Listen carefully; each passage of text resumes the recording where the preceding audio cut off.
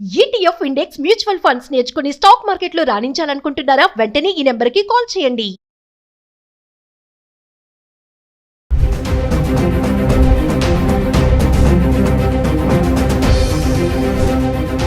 Hi hello నమస్తే, welcome back to Suman tube. ప్రస్తుతం మనతో పాటు ఉన్నారు certified astro business coach Javeria గారు. నమస్తే మ్యామ్. నమస్తే నవీన గారు.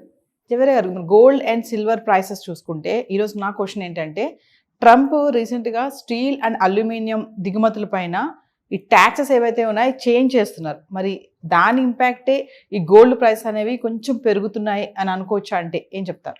అబ్సల్యూట్లీ నవీన గారు, ఇది వాస్తవమే. ఎందుకంటే ఇక్కడ చూసుకుంటే స్టీల్ పైన 25% టారిఫ్ నుంచి ఏకంగా 50%, అంటే డబల్ చేసేసారు.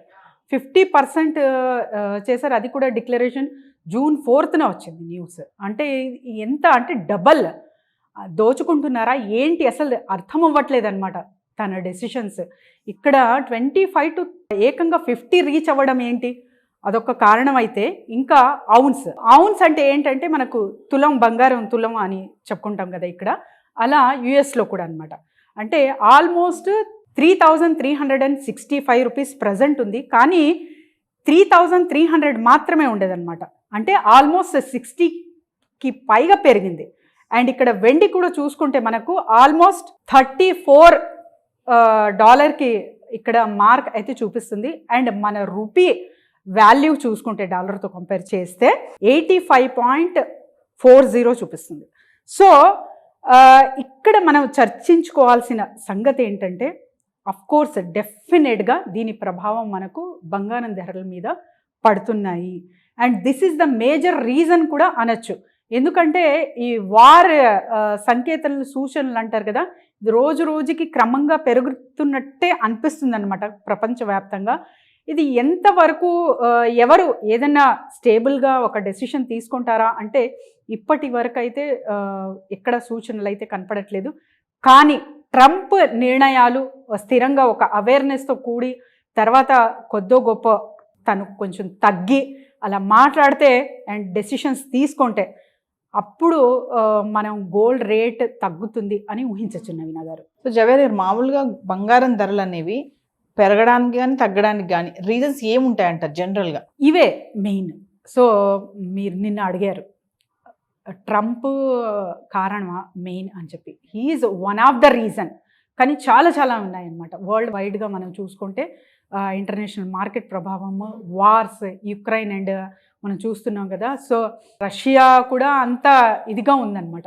సో ఎక్కడ చూసినా కూడా ప్రపంచవ్యాప్తంగా ఫ్లక్చువేషన్స్ అయితే చూస్తున్నాము. సో ఇది ఎప్పుడైతే స్థిరంగా వెళ్తాయో అప్పుడు మనము ఒక డిక్లరేషన్కి రావచ్చు. అండ్ బంగారం తగ్గుతుందా అంటే still we should not expect అనే అంటాను నేను. ఎందుకంటే ఒక్కసారి మనకు స్టాక్ ఎక్స్చేంజ్ కానివ్వండి, సో ఒక ఫ్లోలో వెళ్తుంది, మంచిగా వెళ్తుంది అంటే ఖచ్చితంగా ఎవరైతే ఇన్వెస్టర్స్ ఉన్నారో సో కంటిన్యూషన్ అనేది అక్కడే జరుగుతుంది, లాసెస్ చూడరు కాబట్టి.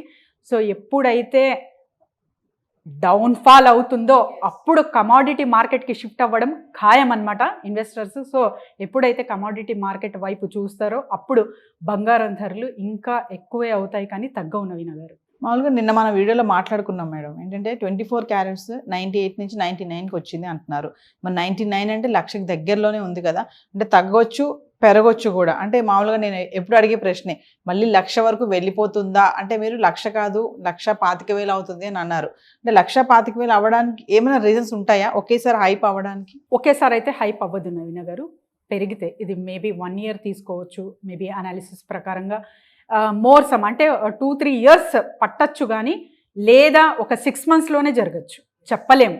సో ఏది కూడా అన్సర్టైన్, నాట్ డిటర్మైన్డ్. కాబట్టి మనం కూడా ఒక చిన్న అనాలిసిస్ త్రూ, అంటే ఒక్కరోజు బంగారం తగ్గుతుంది అంటే రెట్టింపు 3 times పెరగడం అయితే నెక్స్ట్ డే చూస్తున్నాము. సో ఫ్లక్చువేషన్ అనేది మార్కెట్ ఎస్పెషలీ ఆన్ గోల్డ్ అనేది స్థిరంగా లేదు. కాబట్టి మనం దేనికి అంటే ఒక కరెక్ట్ ఎస్టిమేషన్ త్రూ ఇంత అవుతుంది ఇంత అవ్వదు అని నిర్ణయం తీసుకోలేము నవీన గారు.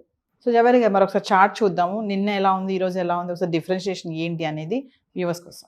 షూర్ నవీన గారు. నిన్నటికి ఈ రోజుకి చూసుకుంటే స్వల్ప పెరిగింది బంగారము. అలాగని చెప్పి మరీ అంటే ఎక్కువ అనుకుంటే 43 రూపీస్ 24 గ్రామ్స్ లో అయితే చూస్తున్నాము. 22 గ్రామ్స్ లో ఆల్మోస్ట్ 40 రూపీస్ అండ్ 18 గ్రామ్స్ లో 32 రూపీస్ పెరగడం జరిగింది. సో నిన్నటికి ఇవాటికి ప్రైస్ ఎలా ఉందో చూద్దాం నవీన గారు.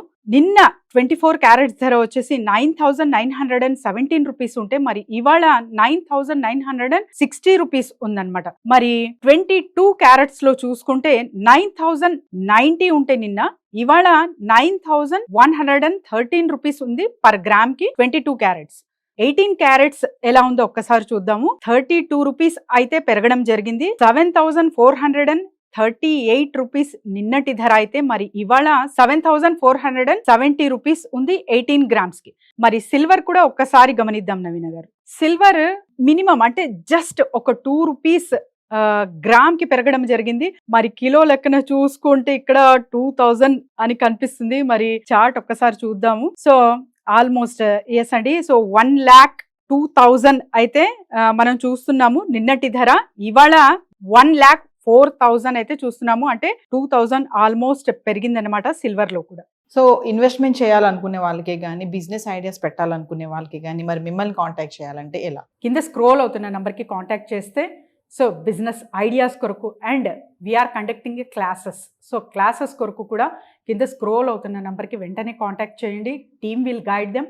అండ్ ఎటువంటి సమస్యలైనా కూడా సో ఎస్పెషలీ ఉమెన్స్ మార్కెటింగ్ చేయలేకపోతున్నాము, ప్రమోషన్స్ బ్రాండ్ ప్రమోషన్ అవసరం. సో కొంతవరకు బ్రాండ్ ప్రమోషన్స్ చేస్తున్నా కూడా బిజినెస్లో ప్రాఫిట్ గెయిన్ అనేది చూడలేకపోతున్నాము.